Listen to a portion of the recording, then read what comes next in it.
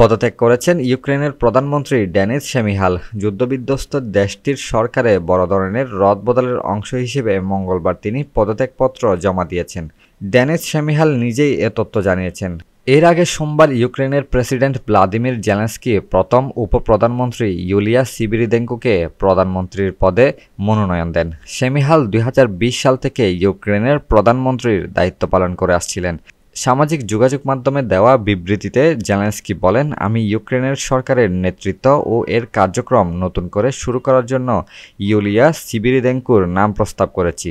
আমি শীঘ্রই নতুন সরকারের কর্মপরিকল্পনা উপস্থাপনের অপেক্ষায় রয়েছি। নিজের পদত্যাগপত্রের ছবি প্রকাশ করে টেলিগ্রাম চ্যানেলে শেমিহাল লিখেছেন, দেশের জন্য অক্লান্ত পরিশ্রম করায় আমার পুরো দলকে ধন্যবাদ। ডেনিস শেমিহাল বলেছেন, তিনি ইউক্রেনের সংসদে আনুষ্ঠানিকভাবে পদত্যাগপত্র জমা দিয়েছেন। তার প্রতি আস্থা রাখায় দেশটির প্রেসিডেন্ট ভ্লাদিমির জেলেনস্কিকে কৃতজ্ঞতা জানিয়েছেন তিনি।